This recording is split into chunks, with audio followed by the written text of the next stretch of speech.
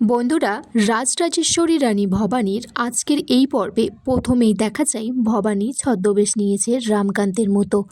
ভবানী তারপর আয়নার সামনে দাঁড়িয়ে নিজেকে প্র্যাকটিস করছে, বলছে পেন নাম নেবেন হুজুর। ভবানী তারপর বলছে পেশার ঠাকুরপো ঠিক করার লোক যদি কেউ নজর রাখে আমার উপর, তাই সে একটা পাশ বালিশ চাদরের তলায় রেখে দেয়, যাতে সবাই ভাবে ভবানী ওখানেই ঘুমিয়ে আছে। আর ভবানী বলে, হে মা ভবানী, দেখো যেন সফল হয়ে বাড়ি ফিরতে পারি, ইন্দু বৌঠানকে ফিরিয়ে নিয়ে আসতে পারি। ভবানী তারপর বলে অনেক দেরি হয়ে যায় বলে সে বেরিয়ে পড়ে। এদিকে ফুলনোড়া দাসী কুন্দুকে বলছে, সত্য ঠাকুরপো দেওয়ান মশাই এই ঘর ছিল, তার মানে রাজরানীও এই ঘরেই আছে। কুন্দু বলছে ওই তো রাজরানী ঘুমোচ্ছে।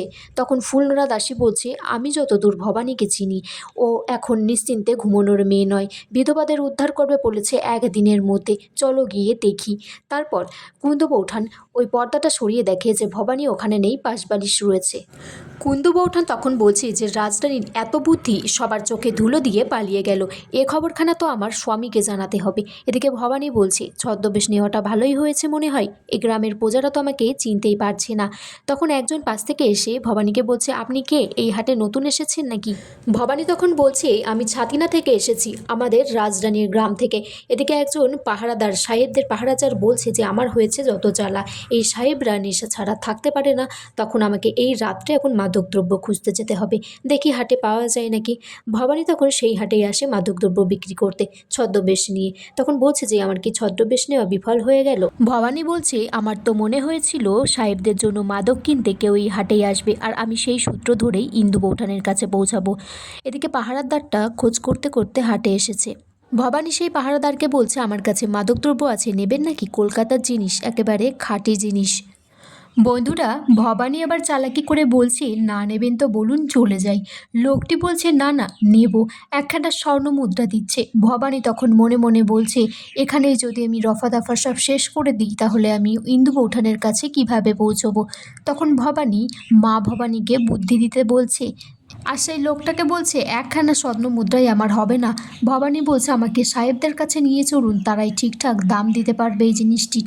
লোকটি বলছে, ঠিক আছে নিয়ে যাচ্ছি। ভবানীকে বলছে, তোমার লোভ তো দেখছি 16 আনা। ভবানী তখন সাহেবদের ডেরায় পৌঁছে গেছে আর কুকু আওয়াজ করছে মুখে, ইশারা করার জন্য ইন্দু বৌঠানকে। তখন লোকটি বলছে, আপনি কি করছেন এটা? ভবানী বলছে, আমার ব্যবসার পাশাপাশি আমি পাখির ডাকও করতে পারি, অনেক ডাক করতে পারি, এই বাগানের আশপাশে এসে আমার সেটা মনে পড়ে গেল। ভবানী তখন মনে মনে বলছে, জয় মা ভবানী, ঝুড়িতে অস্ত্রখানা নিয়ে এসেছি, একেবারে কোপে কোপে কুচি কুচি করে ফেলবো এই সাহেবদেরকে।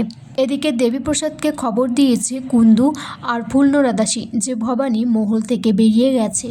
দেবীপ্রসাদ তখন বলছে, তোমরা কি করছিলে? তোমাদেরকে একটা কাজ দিয়েছি পাহারা দেওয়ার জন্য, সেটাও ঠিক করে করতে পারোনি। তারপর বলছে যে বৌঠান বড্ড জেদি, হাল ছাড়েনি এখনও, সাহেবদের ডেরায় পৌঁছানোর আগেই আমাকে পৌঁছতে হবে। তখন তার বউ কুন্দু বলছে যে, স্বামী আপনি জানেন ইন্দু বৌঠান তাহলে কোথায় আছে?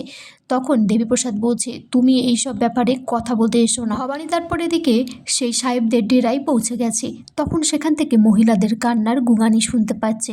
তখন ভাবছে, এখানেই তাহলে ইন্দু বৌঠান আর বাকি বিধবারা আছে। ভবানী সাহেবদের কাছে জানতে চায় যে এখান থেকে এই গুঙানির আওয়াজ কোথা থেকে আসে।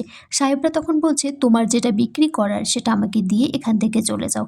ভবানী তারপর সাহেবদেরকে একটা চড় মারে, আর ইন্দুবউ তখন বলছে, এত সাহস কার যে সাহেবদেরকে মারতেছে? ভবানী তারপর নিজের ছদ্মবেশ সরিয়ে বলছে, আমি নাটোরের রাজরানী রাজরাজেশ্বরী রানী ভবানী। এদিকে সত্য দেওয়ান মশাইও সেখানে পৌঁছে গেছে। বলছে, এত জঙ্গলের মধ্যে এই কুঠিরটার মধ্যেই তার মানে ইন্দুবউকে আটকে রেখেছে। পাইকদেরকে বলে যে কুঠিরটিকে চারিদিক থেকে ঘিরে ফেলতে।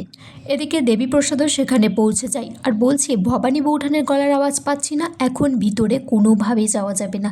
এদিকে ভবানী সাহেবদের সাথে তলোয়ার নিয়ে যুদ্ধ করছে। ভবানী একে একে ইন্দুবউ বাকিদেরকে উদ্ধার করে। ভবানী বলছে, তোমাদের ক্লাইভ স্যারকে তোমরা জানাও, সে জানুক যে তাদের সহচর এখানে কি খারাপ কাজ করছে। তারপর ভবানী সত্য ঠাকুরপো দেওয়ান মশাইকে বলে যে এদিকে কালকুটুরিতে বন্দি করার জন্য। এদিকে ভবানী মনে মনে ভাবছে যে আমিও তো বিধবা, আমি অস্ত্র শিক্ষা জানি বলে নিজেকে রক্ষা করতে পারি।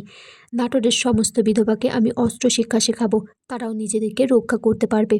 বন্ধুরা, আগামী পর্বে দেখা যায় দেবীপ্রসাদ দেওয়ান মশাইকে বলছে, অত রাত্রে তুমি ইন্দুবউকে নিয়ে কেন গেছো? দেবীপ্রসাদ তারপর দেওয়ান মশাইকে এক জায়গায় বেঁধে তাকে চাবুক দিয়ে মারতে চায়, কিন্তু ভবানী সেটা আটকায়। আর এখানেই আজকের পর্ব শেষ হয়ে যায় বন্ধুরা।